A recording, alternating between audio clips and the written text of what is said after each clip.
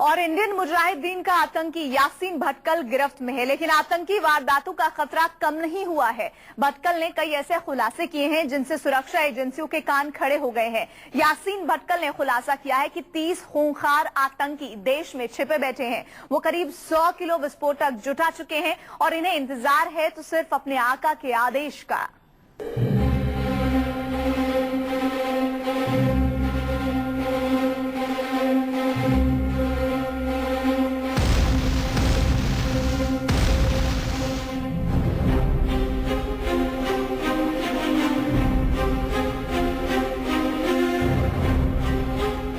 देश के सबसे बड़े दुश्मन का नया खुलासा।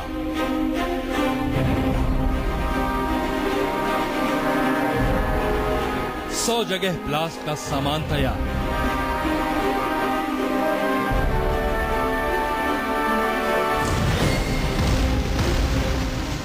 हुक्म के इंतजार में आतंकी दस्ता।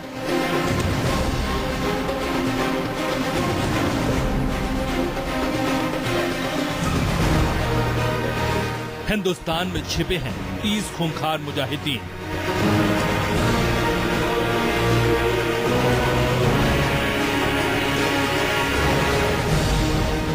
यासीन भटकल इंडियन मुजाहिदीन के बड़े कमांडरों में से एक। गिरफ्त में आ चुके यासीन भटकल की जुबान से जो खुलासे हो रहे हैं वो हिला देने वाले हैं।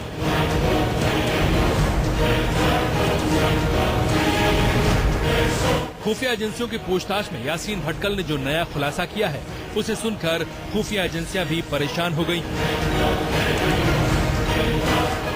इंडियन मुजाहिदीन के आतंकी यासीन भटकल ने कबूल किया है कि इंडियन मुजाहिदीन के पास बड़ी तादाद में विस्फोटक जमा है।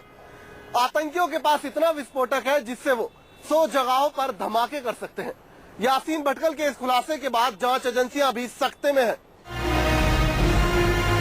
हालांकि यासीन भटकल ने अभी तक ये नहीं बताया कि इंडियन मुजाहिदीन ने वो विस्फोटक कहां छिपा कर रखे हैं। खुफिया एजेंसियों के सूत्रों के मुताबिक यासीन भटकल ने इसके अलावा कुछ और भी चौंकाने वाले खुलासे किए हैं। देश में छिपे हैं 30 आतंकी। जी हां, आतंकी यासीन भटकल ने सुरक्षा एजेंसियों के सामने जो खुलासा किया है उसके मुताबिक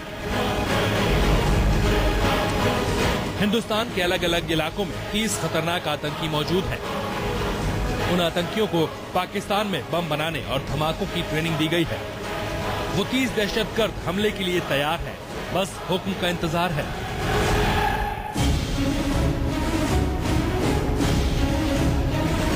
यासीन भटकल कई बम धमाकों का मास्टरमाइंड है, लेकिन खुफिया एजेंसियों के सामने उसने बताया कि वो किसी और के आदेशों पर काम कर रहा था। आईएसआई का मोहरा है यासीन भटकल।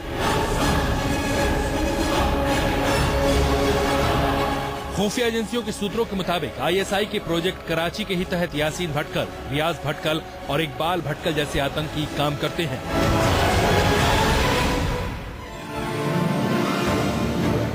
इंडियन मुजाहिदीन यानी आईएम पूरी तरह से आईएसआई के इशारे पर काम करता है।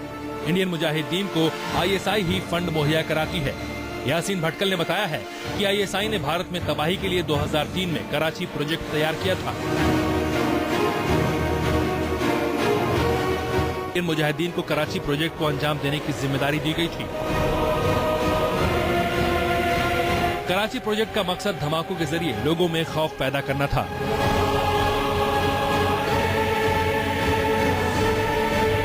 पता चला है कि आईएसआई से लगातार मिल रहे पैसे की वजह से आईएम शुरुआत से ही प्रोजेक्ट कराची में पाकिस्तान के रोल को कवर करता रहा है। कराची प्रोजेक्ट के तहत सूरत और बेंगलोर में ब्लास्ट फेल होने के बाद आईएम चौकन्ना हो गया था, लिहाजा पूरी तैयारी के साथ 2008 में जयपुर, दिल्ली और अहमदाबाद बम धमाकों को अंजाम दिया गया।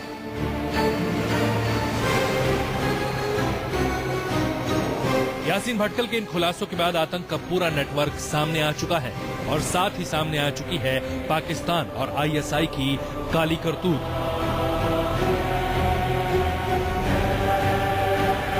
जितेंद्र शर्मा, दिल्ली, न्यूज़ 24।